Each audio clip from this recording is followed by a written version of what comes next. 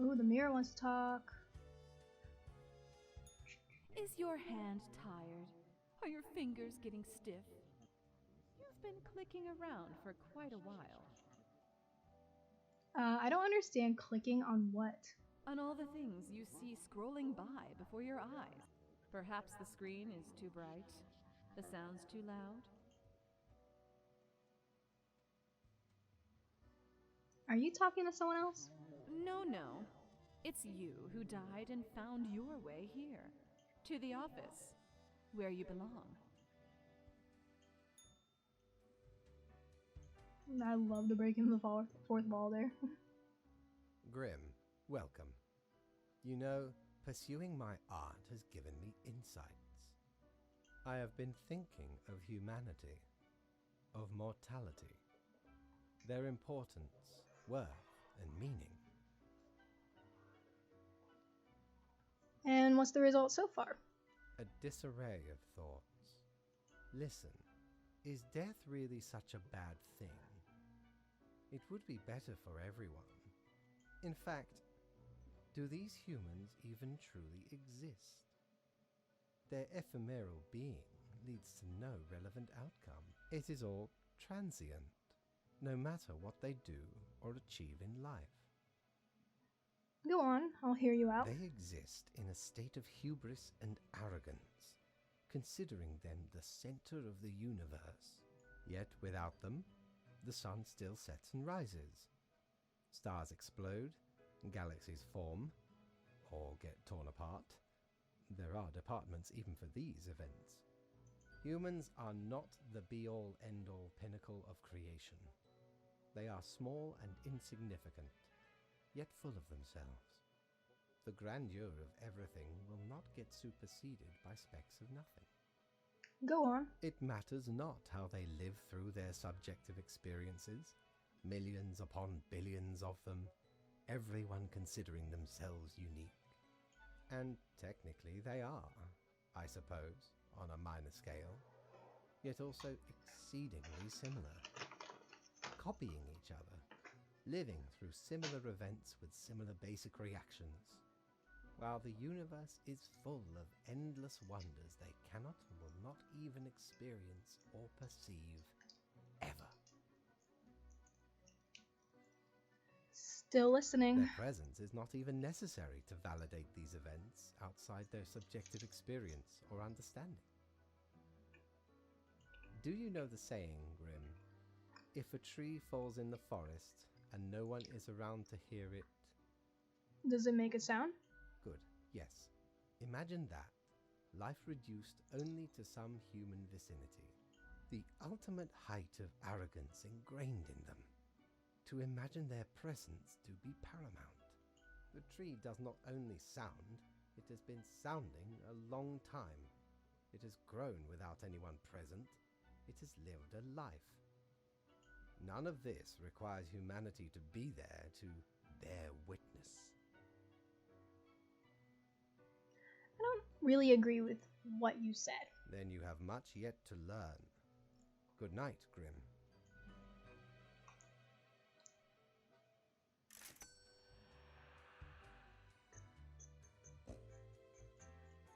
Mighty, 'tis an utmost pleasure to see you again.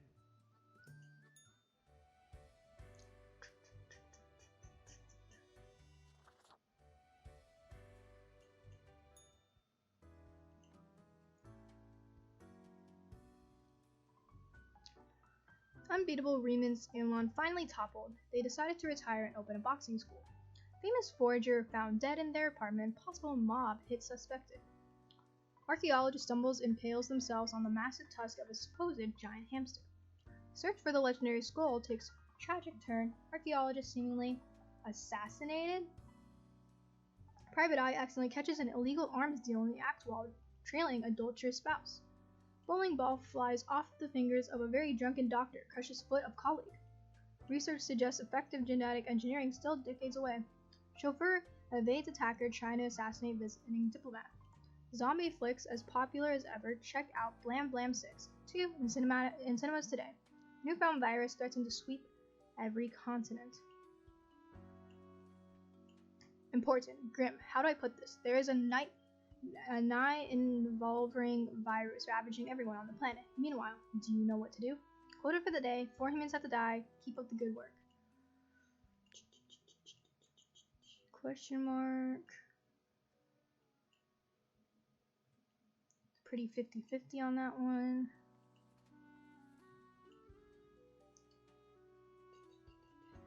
Live.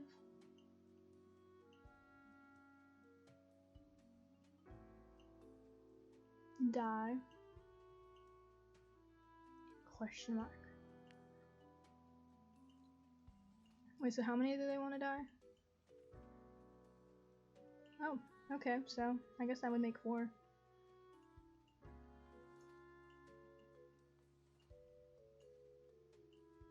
That guy does not look 19.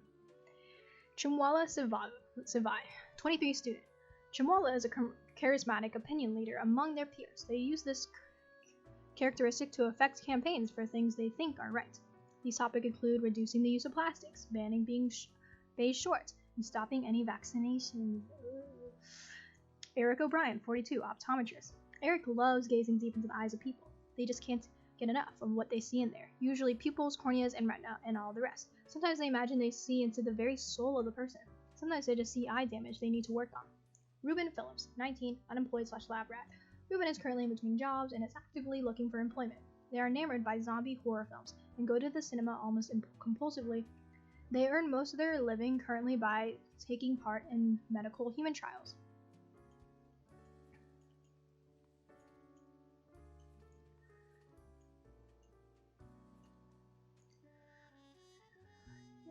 Josepha Eleanor Margita, 28, nurse. All their life, Josepha has made their personal mission about caring for those who cannot care for themselves. In addition to their hospital job, they also volunteer at various communal centers. They rent a small apartment in the suburbs with their brother and live a quiet and happy life. This thing wants me to kill them? Yeah, I guess so. Fuck. Rashida Matheos, 37, diplomat. Rashida is a representative from Carthenia, a nation recovering from a major economic crash in Cosmopolis City for a state visit. They've come to negotiate a mutually beneficial agreement. As they were being driven to City Hall, their vehicle was attacked by a would-be assassin who were thwarted by their chauffeur.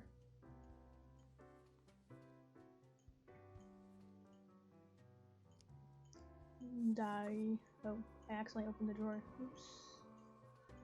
It seems so wrong to kill this woman. Okay.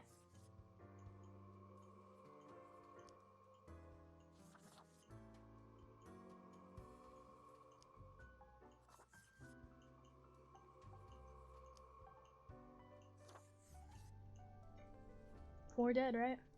Yep, 4 humans have to die.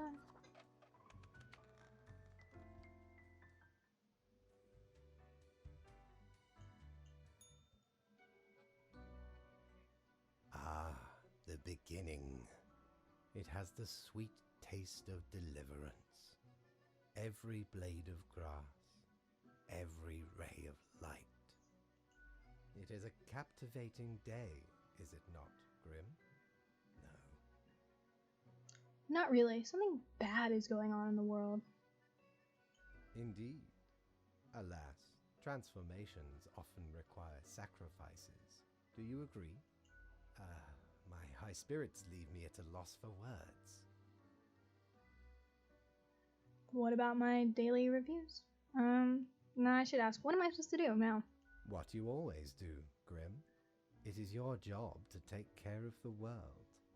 I trust you to make the correct choices. I, myself, must concentrate. The muses have struck me.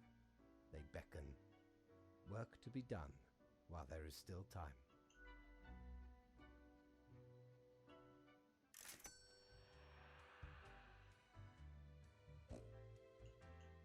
If I ever return to the seas, I'd have ye on me crew anytime. You have like no good stuff in your shop ever, man. Come on. Have I seen everything? I probably have. But who knows, because it's random.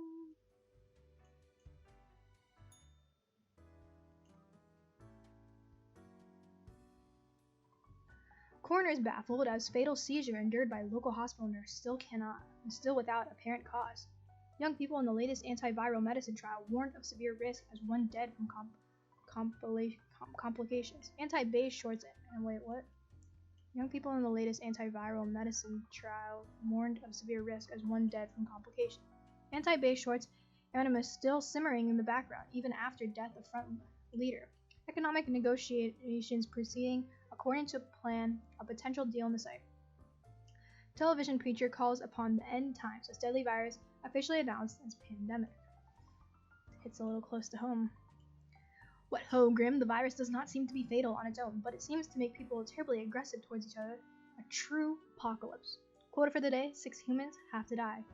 Steel yourself. Fate. 1, 2, 3, 4, 5, 6. So only one lives, once again. 50-50. Die.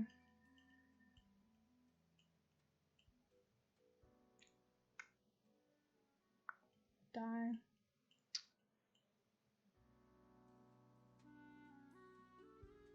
Die. 50-50.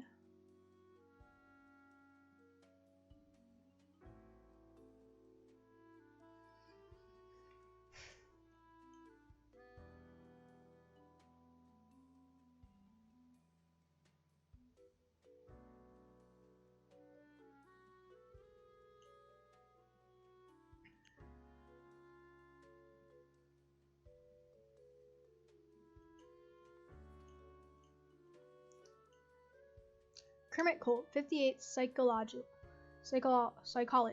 Kermit has a warm, kind-hearted personality and does their best to help troubled youth and marginalized people. They are community activists and run a private practice for cognitive behavioral therapy when they aren't dealing with their grandchildren. Connor C. Noland, 43, film director. Connor is an avid fan of found footage horror, which inspired them into directing films of their own. They recently released a series of educational videos using the found footage aesthetic titled How Not to Get Stabbed, the Fundamentals of Knife Battles.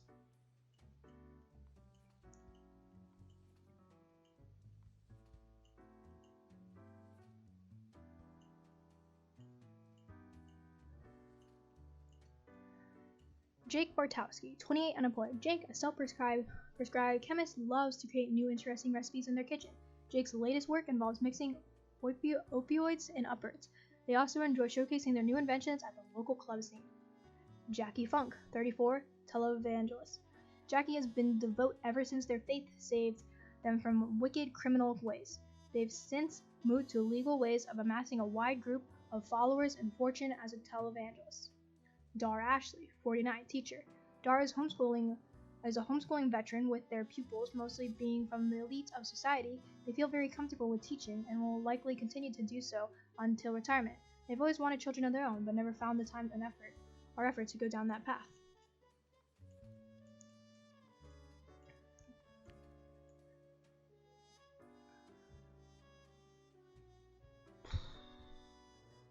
That's sad.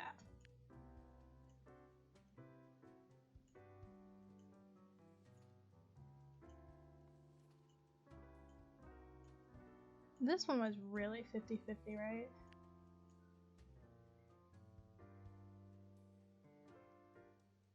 I mean, honestly, they could live. Well, let's just look at his story. So, Ludo Alinafe, 33, unemployed / homeless. A few years ago, Ludo fell into hard times. They tried their best to claw back in society, but failed. Recently, they have been going to job interviews again as the market is looking for fresh recruits after a series of sudden outbreak of disease.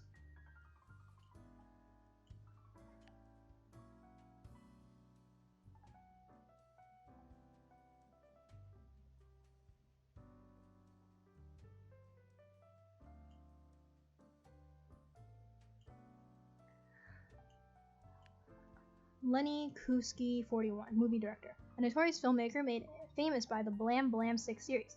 Lenny is enjoying their fame and fortune on private resorts outside Cosmopolis City. They feel like they are really touching people with their work and consider expanding the series into a franchise of its own.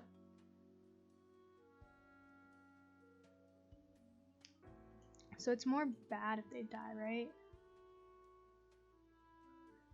Yeah. You know what? I'm gonna keep Kermit alive. So 1, 2, 3, 4, 5, 6. Yeah. I have to kill 6 people. Yep.